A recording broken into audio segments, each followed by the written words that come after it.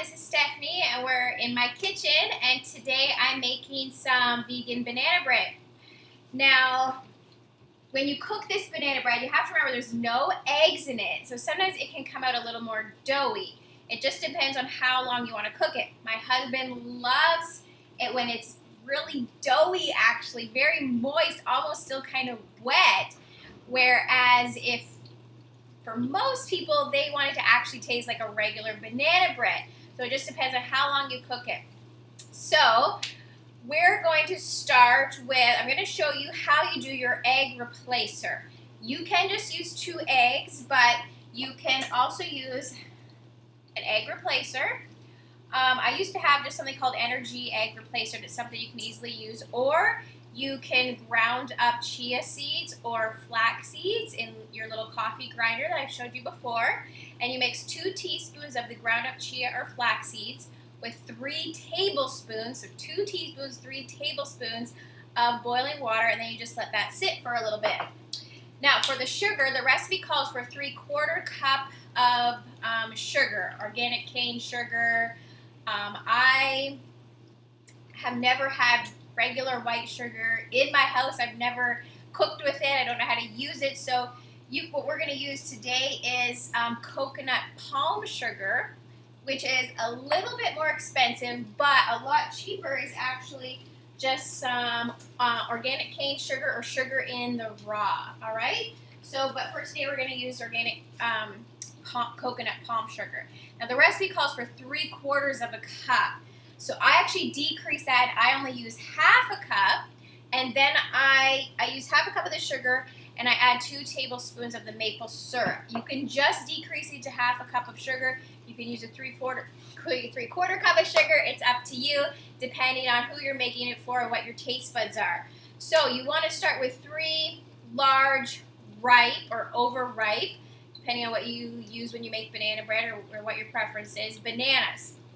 I had small ones I got on sale at the superstore. They were like 50% off, so I added a couple more in there because they were really small. But basically, you want to mash it up really well. I don't know if you can see there, that's my mashed up banana. So you want to mash up your banana really well, otherwise you'll get banana chunks in the banana bread, which you might like that, like my husband does. So you mash that up really well, and then you're going to add half a cup of Earth Balance butter or some kind of vegan butter. Or if you're making it regular, you can use regular butter. Or what I did today is I'm going to use actually half a cup of coconut oil. And so you can melt that, as I said, any way you're comfortable with, either putting it in the microwave or melting it on the stove in a glass dish that's in a pot with a little bit of water, and then you boil the water and you can melt it that way. Or you can just simply use your microwave, whatever you're comfortable with. And then you're going to use a teaspoon of vanilla. I love vanilla, so I'm going to use a heaping teaspoon of vanilla. And then you're going to use a cup of walnuts chopped up if you want. I don't put nuts in mine. My husband doesn't really like that. I'm not a big fan of it. So you can use 1 cup of chopped up walnuts, optional. And then a teaspoon of salt. I just use my ground Himalayan pink sea salt from Costco. You do want to make sure that you're using some kind of ground salt. You don't want to use big chunks of salt. And then a teaspoon of soda. Now, I've never really cooked or baked with baking soda. There is some other alternative replacements. But for today, I'm going to use just a teaspoon of soda. And then 2 cups of all-purpose flour, the recipe calls for. I like to use whole wheat pastry flour. And I think I put it away. I'm going to get it out for you. I just got mine from Bulk Barn. It's whole wheat pastry flour, and it's a little bit finer ground than just regular whole wheat flour. So I actually used 1.5 cups of whole wheat pastry flour, and then 1/2 cup of all-purpose unbleached flour. And one thing I really like to use for my all-purpose flour is it's called gluten-free all-purpose flour. So it's made of like chickpeas and a variety of other beans, and so you can use all-purpose gluten-free flour as well. All right, so then you're just going to, I'm going to pour the rest of that in here. You're going to essentially just, oh, I forgot one important ingredient. You're also going to use what's called dessert tofu, 1/2 cup or it usually comes with stripping out in these little cup sizes here. And so you're just going to use one size. See, it says dessert tofu on there. Some people get this and they don't know what to do with it. Well, you can make banana bread.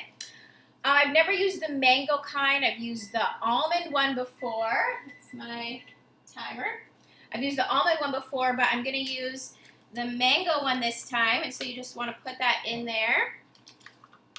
You're going to mix it all up so that it's mixed together really well. Get your chia seed egg in there.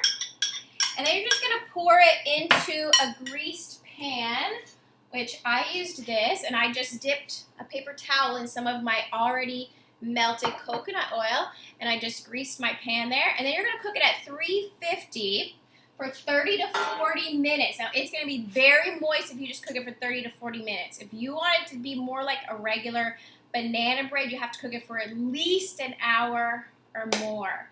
And so I hope you enjoy experimenting with that banana bread. It is delicious. All right, we'll see you later.